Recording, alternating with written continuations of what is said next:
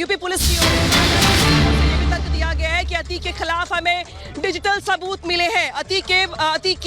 को लेकर के अतीक के खिलाफ जो है यूपी पुलिस की ओर से ये दलील दी गई है कि जिस तरीके से बार बार अतीक के वकील की दलील थी कि भाई अगर वो साबरमती जेल में बंद था तो उसकी इन्वॉल्वमेंट कैसे आप प्रूव कर सकते हैं, तो उस पर अतीक के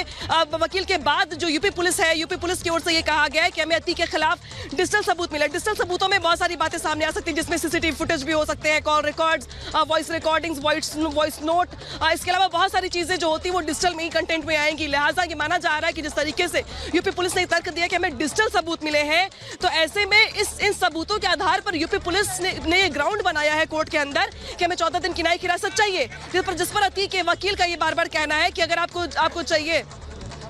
देखिए जिस तरीके से यहाँ पे बहुत सारे वकील जुड़े भी हुए हैं, यहाँ पे दलील लगातार अंदर दी जा रही है और ये कहा जा रहा है अतीक के वकील की ओर से कि जब ये घटना हुई प्रयागराज में तब अतीक साबरमती जेल में था, अशरफ बरेली जेल में था, तो इसमें इनडायरेक्टली इन्वॉल्वमेंट तो हो सकती है, डायरेक्टली नहीं हो सकती है, तो 14 दिन क्यों चाहिए आपको? इस पर क्या लगता है आपको कि 14 दिनों पर बात बन पाएगी आज? 14 दिन देखिए मैडम, पुलिस जो है रिमांड पे इनको लेने की मांग कर रही है। रिमांड पे लेके इनके साथी कहाँ ठिकाना पे कहाँ है धरपकड़ हो नहीं पा रही है, इनसे पूछताछ करेगी। जितने अपराधी उसमें शामिल हैं कहाँ छिपे हैं, बिना इनको रिमांड लिए जानकारी नहीं मिल पाएगी। लेकिन रिमांड के लिए 14 दिन या 8 दिन या 10 दिन ये अपने आप में बहुत तर्क का विषय है, जिसको लेकर अंदर बहस भी चल रही है। आपको लगता है कि ये तर्क दे पाएगी यूपी पुलिस जिसपे 14 दिनों की न्यायिक हिरासत मिल जाए? बिल्कुल देगी तर्क, अपराधियों को ढूंढ भी लेगी अगर उनको रिमांड मिला तो। अच्छा, आपको ये लगता है कि जिस तरीके से पुलिस ये दावा कर रही है कि हमारे पास सबूत है, प्रूफ है, डिजिटल प्रूफ है, सीसीटीवी फुटेज है, कॉल रिकॉर्डिंग्स बहुत सारी पुलिस के पास होंगी, ये ग्राउंड बना सकते हैं अतीक के 14 दिनों की न्यायिक हिरासत के लिए? बिल्कुल, ये एक सटीक और सही ग्राउंड होगा, लेकिन अब ये इसको माननीय सीजेएम साहब के साथ के कोर्ट के समक्ष कितना ये सही साबित होता है, कितना सेटिस्फाई कर पाते हैं कोर्ट को, उसी पे डिपेंड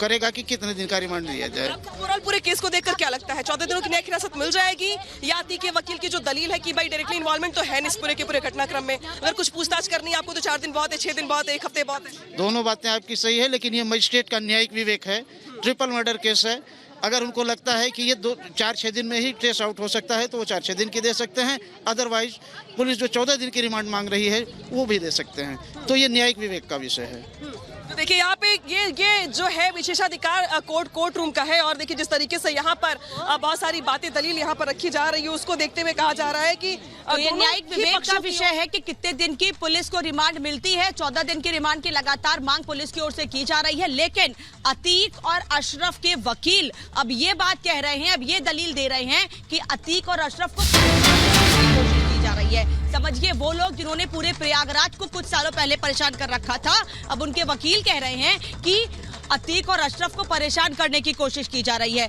इस पूरे मामले से यानी उमेश पाल हत्याकांड से अतीक और अशरफ का कोई लेना देना नहीं है। उनके वकील लगातार यही दलील अंदर कोर्ट के भीतर दे रहे हैं कि मेरे मौकिल यानी अतीक और अशरफ, उन दोनों को परेशान करने की कोशिश की जा रही है। ये वही अतीक और अशरफ है जिन्होंने पूरे प्रयागराज में हंगामा मचा रखा था, जिन्होंने पूरे प्रयागराज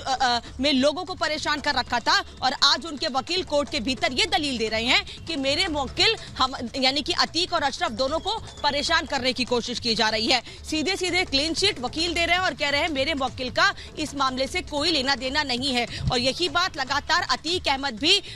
जब प्रिजनर वैन में उससे सवाल पूछे गए थे तो अतीक अहमद भी लगातार एक ही बात कह रहा था कि मैं तो जेल में बंद था, मैं तो साबरमती जेल में बंद था, मेरा इससे क्या मतलब है। लेकिन पुलिस के पास डिजिटल सबूत है, तमाम सबूत है जिनको कोर्ट के सामने रखा जाएगा और उसी आधार पर रिमांड की 14 दिन की मांग की जा रही है। पुलिस लाइन से मृदुल भी हमारे साथ लगातार जुड़े हुए हैं। मृदुल, अगर रिमांड मिलती है 14 दिन की तो वहीं लाया जाएगा, सेफ हाउस भी वहीं पर है?